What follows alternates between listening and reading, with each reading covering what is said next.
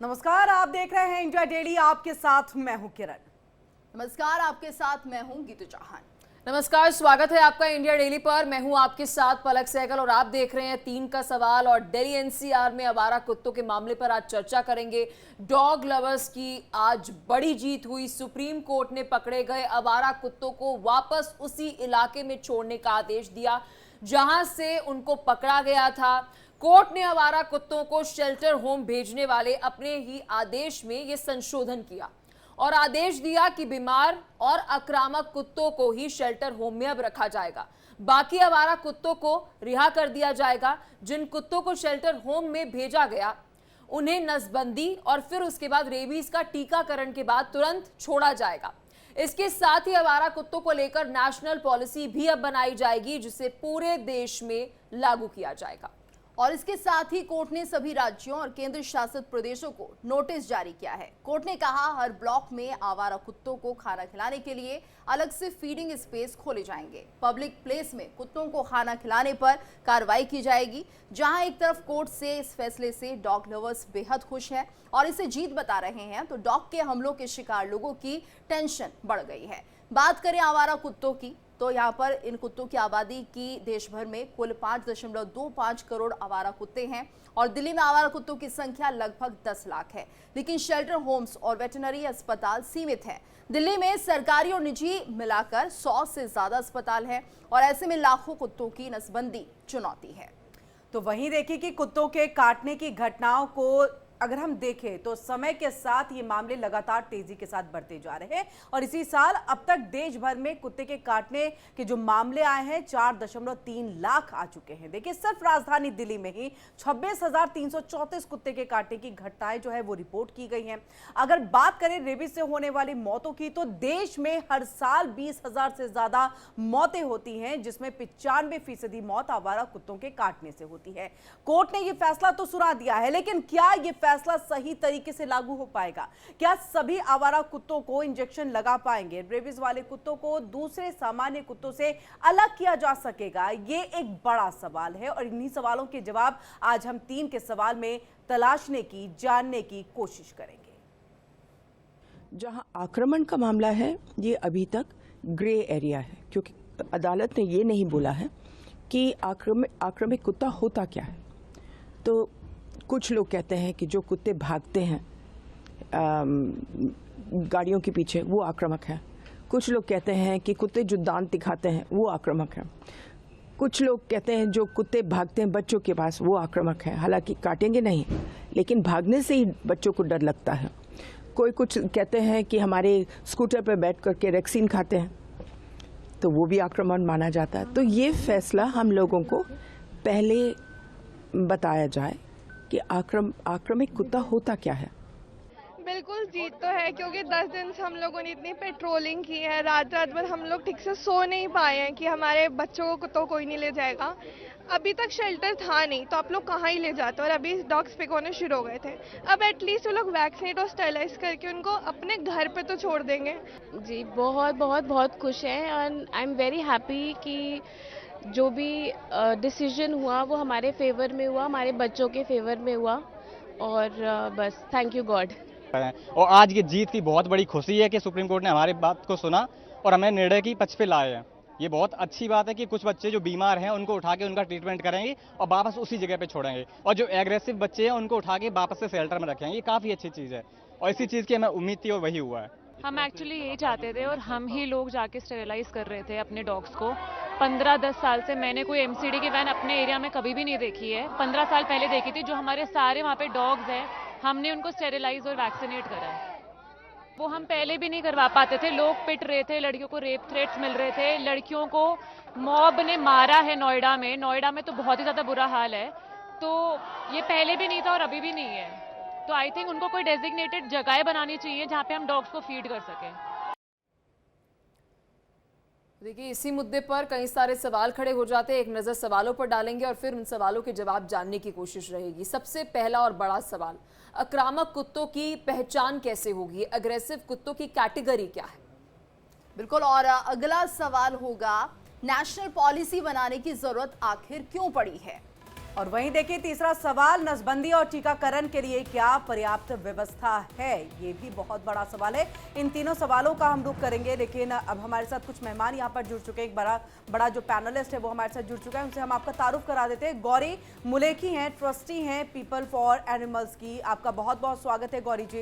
Advocate Shekhar Kumar सामाजिक कार्यकर्ता, वो भी हमारे साथ जुड़ चुके हैं, आपका भी बहुत बहुत स्वागत है सर।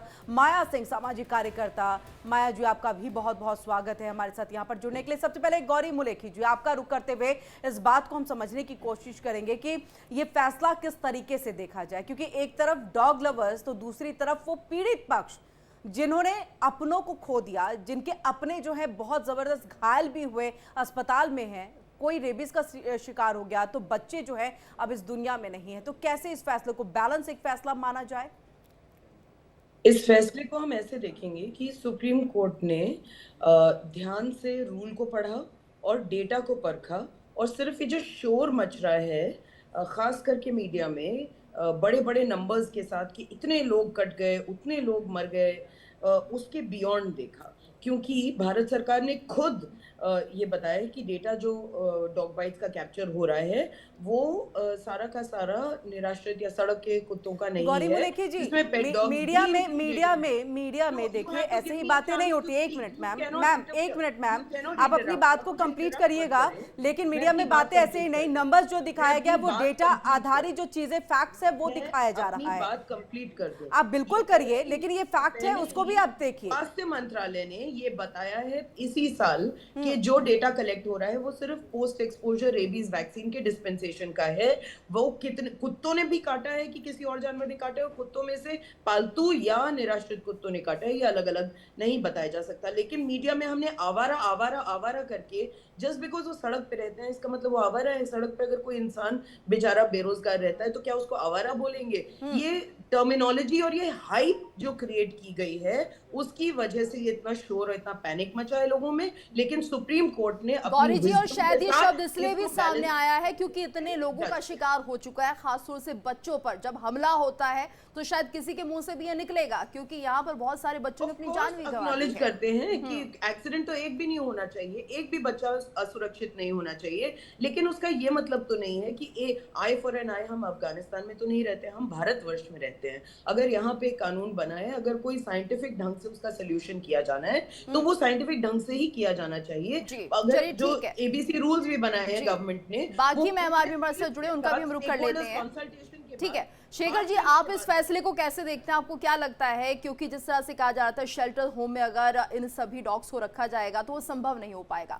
खासतौर से नसबंदी की जो प्रक्रिया पहले भी शुरू की गई थी लेकिन कभी वो टारगेट तक पूरी नहीं हो पाई, यानी कि यहाँ पर एक तरह से बड़ी लापरवाही देखी जाती थी जब नसबंदी की जाती थी। और शायद यही वजह है कि जो डॉग्स हैं उनकी संख्या लगातार बढ़ती गई और जनसंख्या बढ़ने के कारण आज जो स्थिति है वो विकराल हो गई है। देखिए, मैं सबसे पहले एक बात स्पष्ट कर दूं कि ना तो मैं डॉग लवर हूं और ना ही मैं डॉग हेटर। मैं एक पर्सनल घटना भी बड़ी रिसेंट में आपको बताना चाहता हूं। मैंने साउथ दिल्ली में एक बहुत बढ़िया एक ऑफिस लिया 5-6 महीने पहले, और अभी इस बारिश के ही शुरुआत में एक कुतिया ने हमारे ऑफिस के दरवाजे पे आके 10 बच्चे दे, और उसकी वजह से मैं ऑफिस का दरवाजा 4 दिन तक नहीं खोल पाया। मुझे भी लगा कि छोटे बच्चे हैं, उसके जो आंखें भी नहीं खुली थी, तो ठीक है, मुझे जो भी काम की परेशानी थी दैट वाज ओके। उसके बाद मैंने देखा लोग आस पड़ोस के जो डॉग लवर्स है वो आके वही मेरे ऑफिस के दरवाजे पे ही खाना रख के जाने लगे, और वो भी उस समय जब मैं ऑफिस में बैठा हूँ। उसकी वजह से वहां पे गंदगी फैलने लगी, वहां पे उनकी वो पॉटी और ये सब चीजें फैलने लगी, और ये बहुत टाइम तक। अच्छा, जब मैं उस पर उनको ऑब्जेक्ट करता था कि आप थोड़ा सा दूर रख दें, तो वो चूंकि उनके लिए कन्वीनियंट नहीं था, उनको प्यार दिखाना यहाँ तो कन्वीनियंट था, रोड के बिल्कुल साथ में ऑफिस है, तो लोग ऐसा करते। तो मसला ये है कि आज की डेट में अगर कोई बाइक सवार जा रहा होता है, उसकी बाइक पर किसी कुत्ते ने दूसरे किसी एरिया में जब बाइक खड़ी थी और उस पर शू शू कर दिया टायर, वो जब एक नए एरिया में जाता है तो उसकी स्मेल से वहां के कुत्ते उसके पीछे भागते, क्योंकि कभी भी किसी भी व्यक्ति के लिए खतरा हो सकता है। मेरा ये कहना है कि सुप्रीम कोर्ट ने बहुत आज एक दूरगामी एक आदेश जो दिया है कि इनके लिए समर्पित भोजन स्थल बनाना चाहिए, सार्वजनिक रूप से खिलाने की अनुमति नहीं होनी चाहिए। और जो इनके वैक्सीनेशन वाली जो बात है कि वैक्सीनेशन इनका बहुत जरूरी है। मसला ये है कि सारे जितने म्युनिसिपल कॉरपोरेशंस हैं, इस नाम पे हर साल बहुत सारा फंड उनका आता है, लेकिन वो सही जगह पे पहुंचता नहीं। अगर म्युनिसिपल कॉरपोरेशन से इन चीजों को ढंग से एड्रेस करें तो इस समस्या का इलाज हो सकता है कि आप एक माया जी, designated मुझे याद है spot जो बना बात दें अभी उनके शेखर जी कह रहे हैं, उस डिबेट में आप भी मेरे साथ शामिल थी जब इसी टॉपिक पर हम डिबेट कर रहे थे, और एक एक्टिविस्ट ने ये बात बताई थी कि उन्होंने आरटीआई फाइल की और तब पता चला कि इतना स्टेरिलाइजेशन की दवाइयां और जो पूरा प्रोसीजर होता है वो लिया ही नहीं गया, जितना डेटा दिल्ली में शो किया जा रहा है कि डॉग स्टेरिलाइज हो गए। यानी कि ये एक बहुत बड़ा स्कैम जो है वो भी चल रहा है। ठीक है, सुप्रीम कोर्ट ने तो बहुत बार डॉग्स के लिए बहुत सारे आदेश दिए हैं, सवाल ये है इंप्लीमेंट होगा?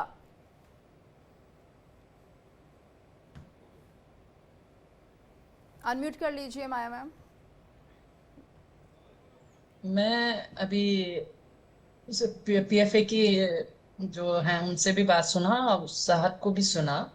देखिए, हमने तो बहुत बहस कर ली, लेकिन हम पूर्व जो बहस करी गई उन पे न जाके हमें आगे वाली चीजों पे हमें बात करनी चाहिए, क्योंकि ये एक बहुत बड़ा राहत भरा फैसला था सुप्रीम कोर्ट का। देखिए, दो चीजें समझिएगा पलक, मैं बहुत समय से बात कर रही हूँ। ये डॉग्स जो हैं किसी के घर में जाके या हाई राइज बिल्डिंग में जाके नहीं काटते हैं, तो क्योंकि आज मेट्रोस में बात हो रही है, लोग मेट्रोस में आंदोलन कर रहे हैं, वो लोग नहीं जाते हैं। लेकिन चूंकि उन लोगों को खाने की व्यवस्था नहीं होती है, रोड पे लोग जिस तरह से रख देते हैं खाना वो खा लेते हैं। अब रही, जैसे अभी एक साहब ने बोला वो बाइक के पीछे दौड़ते हैं, भागते हैं, तो एक स्पेसिफिक रीजन है, उस पर हम बाद में बात करेंगे क्यों भागते हैं।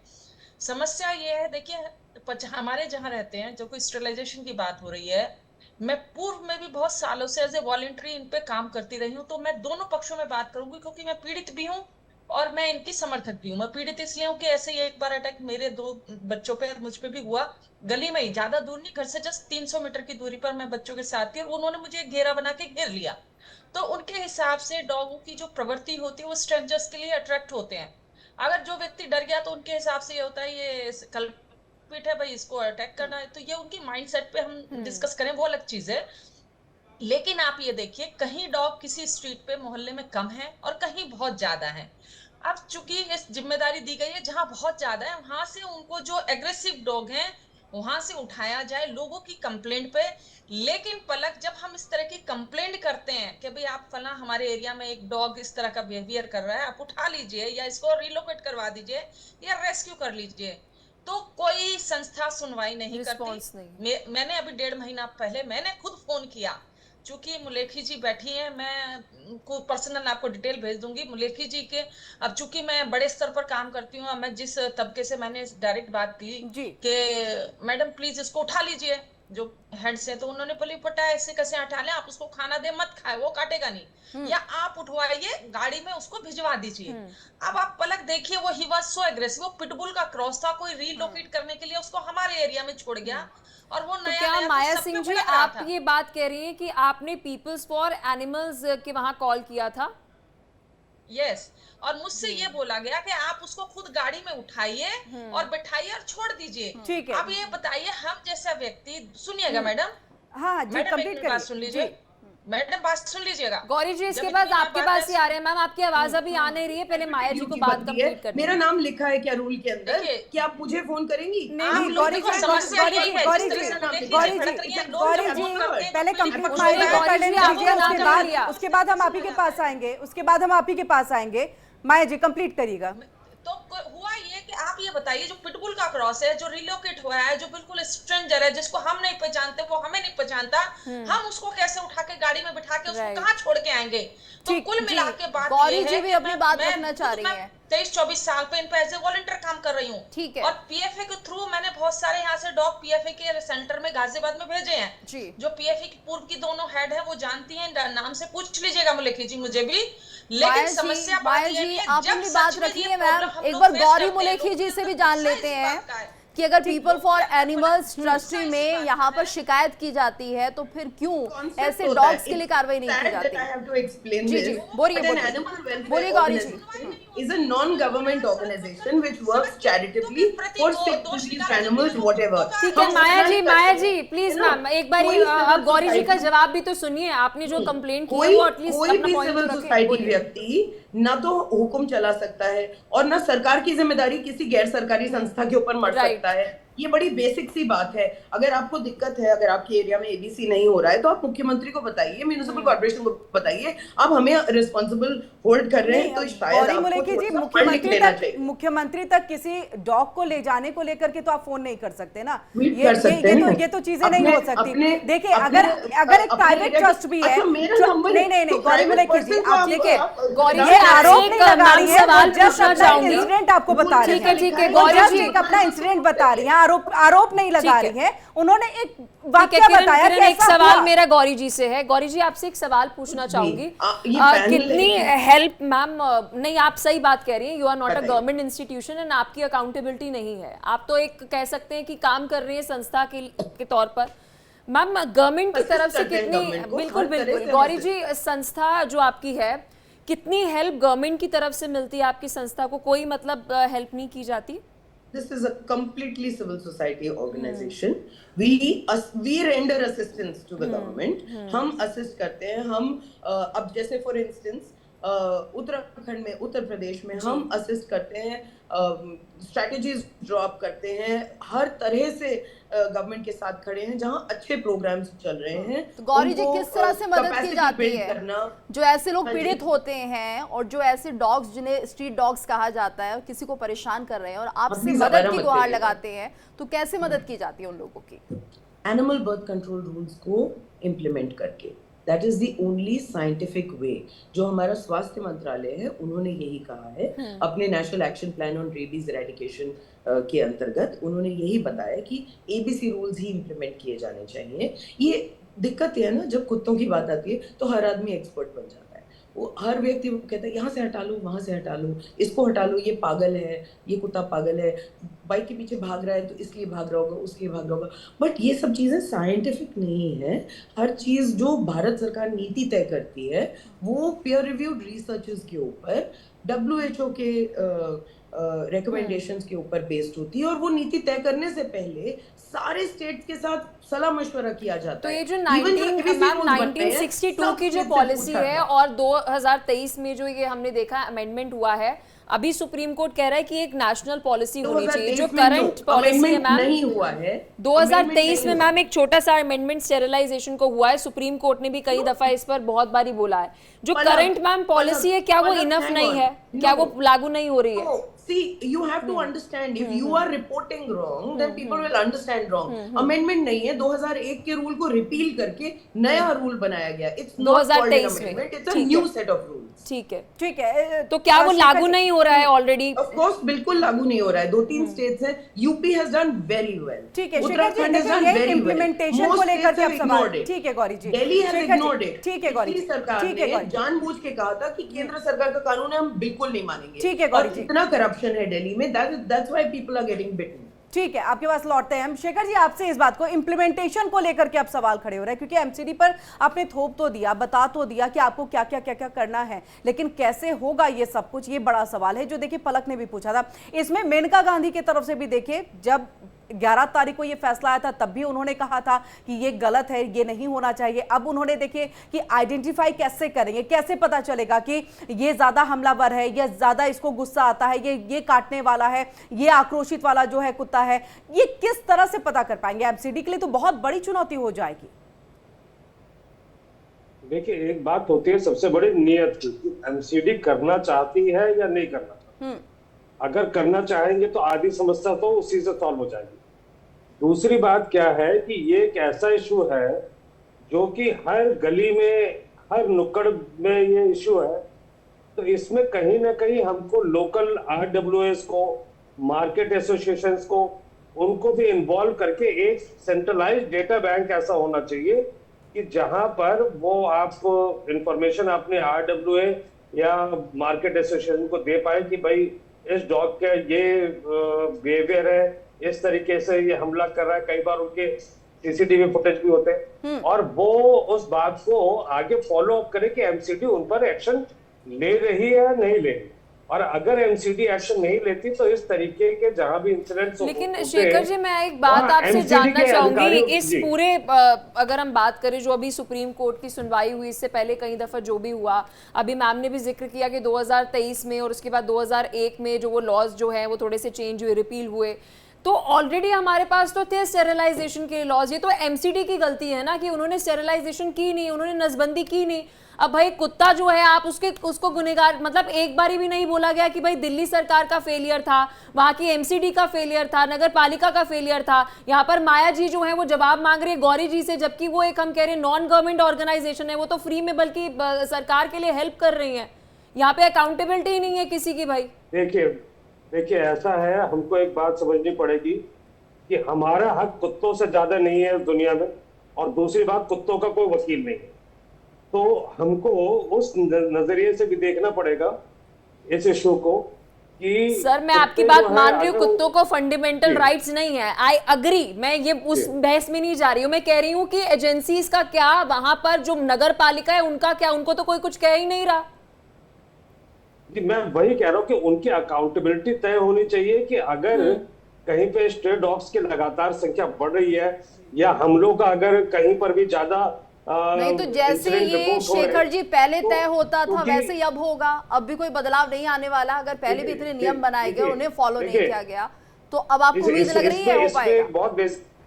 इसमें एक बहुत बेसिक बात है, कुत्ता चाहे कोई भी काटे, मैं किसी एक नए एरिया में जाता हूँ, मुझे कोई कुत्ता काटता है, मुझे नहीं पता वो वैक्सीनेटेड था या नहीं था, मैं जाऊंगा, मुझे इंजेक्शन लगेगा ही लगेगा, मुझे उतने इंजेक्शन झेलने ही झेलने।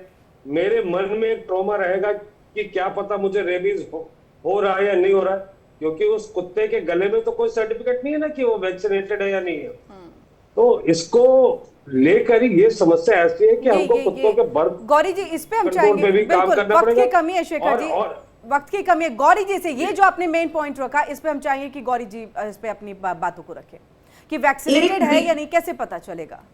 एक भी कुत्ता किसी भी व्यक्ति को काटे तो वो गलत है और उसको रोका जाना चाहिए। उसके लिए बड़े स्केल पे एबीसी प्रोग्राम जरूरी है। हमें कैसे पता लगेगा कि ये कुत्ता वैक्सीनेटेड है? एक कुत्ते के कान पे अगर वी शेप का कट लगा हुआ है, इसका मतलब मैम इतने नजदीक से कौन देखता है?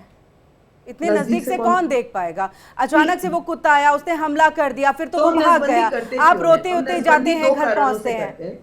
हम नसबंदी कुत्तों की दो कारणों से करते हैं। हमारे देश का जो कानून है जो बना हुआ है, नसबंदी करने को कहता है दो कारणों से। एनसीडीसी का जो नैप आ रही है, national action plan on rabies eradication, नसबंदी करने को कहता है दो कारणों से। एक तो नसबंदी के साथ वैक्सीन लगा दिया जाता है जिससे हर्ड इम्यूनिटी मेंटेन होती है, लेकिन उसको बड़े स्तर पे करना जरूरी है। अगर हमने यहाँ 20 कुत्ते वहां 25 कुत्ते करके छोड़ दिए और हजारों कुत्ते नहीं नसबंदी है, तो हर्ड इम्यूनिटी नहीं बनेगी। जैसे कोविड के दौरान आपको याद है बहुत सारे लोगों की बड़े संख्या में वैक्सीन लगा के हर्ड इम्यूनिटी बनाई गई थी। दूसरा ये कि जब हम कुत्ते की नसबंदी कर देते हैं, तो अगर कोई मादा फीमेल डॉग है और वो अपने बच्चों को बचाने के लिए अग्रेसिव हो रही है, या कोई फीमेल हीट पे और मेल डॉग्स अग्रेसिव हो रहे हैं, या किसी अन्य बिहेवियरल कारण से डॉग्स अग्रेसिव हो रहे हैं, जो हार्मोनल इशू है, वो एकदम कम हो जाता है नसबंदी के बाद, क्योंकि टेस्टोस्टेरोन नहीं। राइट। और कुत्ते नसबंदी किए हुए, उनका कान कटा हुआ होता है, वो बहुत डोसाइल हो जाते हैं। अगर 30 सेकंड सिर्फ हम तब भी काटता है जब उसको किसी व्यक्ति ने मारा हो।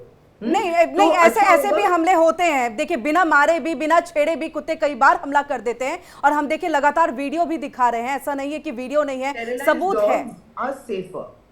देयरफॉर स्टेरिलाइज करके एक तो उनकी संख्या नहीं बढ़ेगी।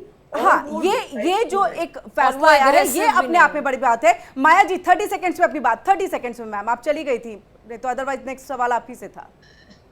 मैं ये कह रही थी, देखिए पहले भी ये जो आज सुप्रीम कोर्ट ने आदेश दिया, इस तरह के आदेश पहले भी थे, लेकिन कोई भी प्रशासन, कोई भी संस्था ढंग से काम नहीं कर रही थी, जिसकी वजह से आज ये स्थिति उत्पन्न हुई। आप देखिए कुत्तों की गलती नहीं है, वो नेचुरल प्रवृत्ति में अपनी हरकतें करते हैं, लेकिन जो संस्थाएं होती हैं जो इनके नाम से फंड लेके इनके ऊपर काम करती हैं, वो अपनी ड्यूटीज पूरी से नहीं करती, तो आगे भी फ्यूचर में क्या गारंटी है कि वो करेंगी? जैसे आपने बोला, क्या एश्योरेंस है कि वो स्टेरिलाइजेशन प्रॉपर बिल्कुल, यानी कि सवाल वहीं का वहीं बना हुआ है कि पहले भी जो नियम थे वो पालन नहीं हुए, अब भी जो कहा जा रहा है वो भी देखना होगा, गाइडलाइंस पालन होती है नहीं होती है।